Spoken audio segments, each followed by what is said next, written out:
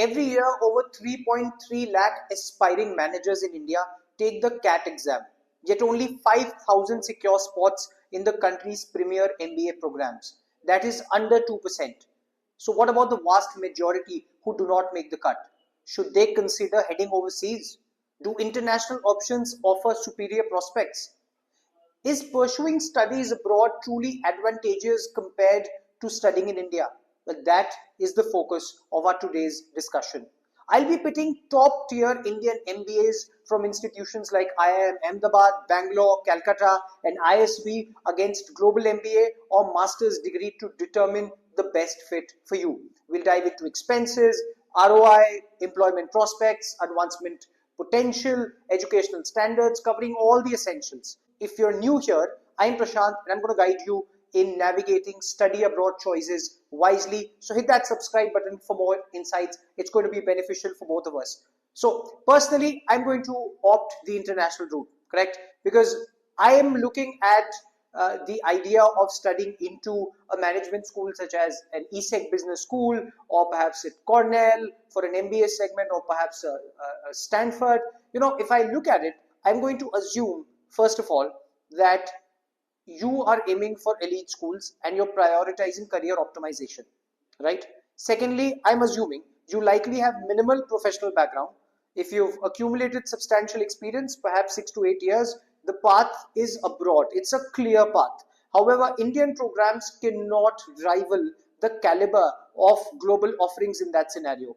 With ample experience, you could aim for a powerhouse like Stanford, Wharton, Harvard, or INSEAD, unlocking exceptional opportunities. For those with limited experience, however, the landscape shifts. Gaining entry into elite global MBAs is exceedingly challenging, nearly unattainable without standout achievements. Think Harvard or Stanford. You'd need to be extraordinary, like founding multiple ventures, earning Olympic honors, or achieving something monumental. It is feasible, but rare. Enter pre-experienced master's program designed for those fresh out of undergrad. So these options would include an MIM, a finance or marketing, or for that matter, accessible courses without prior roles. Now, these may lack the prestige of a Harvard MBA, yet they remain a strong, particular pertinent choice in Europe. Conversely, India's leading MBAs welcome applicants and their experience. Over half of the cohorts at IIM Ahmedabad or Bangalore are recent graduates. This allows a leap from entry-level pay of 4 to 5 lakhs to a 30 to 40 lakhs annually, and a remarkable boost. Both avenues shine brightly. Well, so then what needs to be done here? For many Indians, finances top the list. Costs and return on investments. You know, the top master's program in a management at HEC Paris demands about 55,000 euros in tuition, roughly around 50 lakhs. Factoring into the living expenses, the total amount climbs up to somewhere near 70 to 80 lakhs. At IIM Ahmedabad, however, the comprehensive fee stands at around 26 to 27 lakhs, encompassing housing, meals, etc. So on pure cost, India edges ahead. You know, it's less than half the outlay. But the salaries, well, I'll tell you something about this. HEC Paris, whoever undergraduates or postgraduates from there, they end up earning somewhere near 67,000 euros starting out. Post taxes, it's about 40 lakhs INR, seemingly superior to IIM Ahmedabad's 34 lakh average. Yet account for purchasing power parity, adjusting for living costs between France and India, that equates to roughly 22 lakhs in effective Indian earnings. Thus at HEC, your 70 to 80 lakh investment yields 22 lakhs initially. At IIM, however, a 27 lakh recouped is done so very swiftly. So the return on investment as of now for the very first year favors India. Of course, elements like global immersion, networking, and prestige can add layer, but financially, within the very first year, we win domestically. Everything pivots on admission. Can you conquer India's elite MBAs? Consider the top IIMs, the ISBs, the FMS, or IIM Lucknow.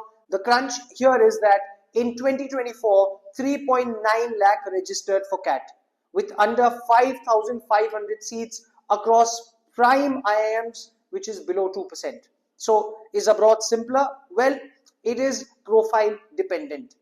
A female humanities grad with quota faces easier odds than a general category male engineer.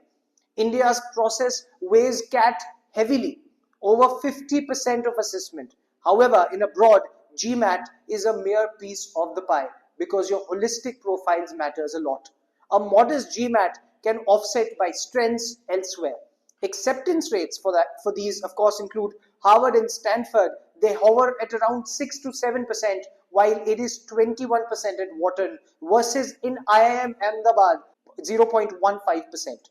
So strategic planning often makes international entry more achievable, and of course diversity considerations, background, nationality can tilt into your favor if exams are not your forte. So if dedicating months to CAT prep isn't viable or promising, overseas is your ray of light. Still, tests are inevitable. So which one to pursue? Avoid limiting to one.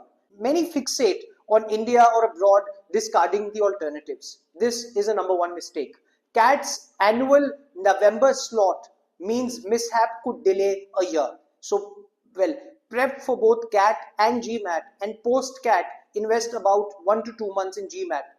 It overlaps a bound, easing the transition. Certain Indian schools demand GMAT anyway, so it's workable alongside jobs.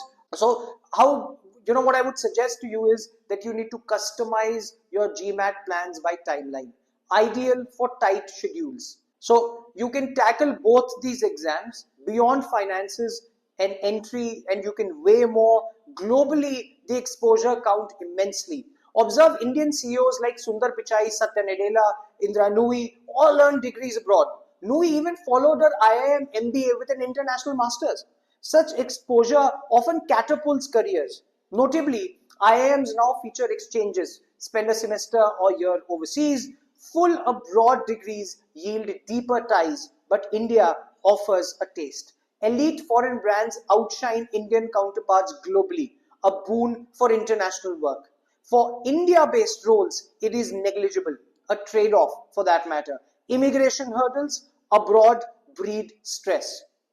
Visas, residencies, extensions. The US H-1B lottery exemplifies absurdity. Rejection risks loom, prompting hasty job acceptances over ideal. In India, no such woes. India's edge is that there are robust placements, companies recruit on campus and in mass, absent abroad, where self-initiative reigns despite support. So, top Indian spots near guarantee employment, 85 to 95%. A huge plus. My view, well, tailored, not universal. If location is flexible and careers are paramount, exhaust efforts for India's 5 to 7 MBAs. Lower costs, superior ROI, placement, elite recruiters. Failing that, pivot abroad for smoother transition, enriching exposure for growth.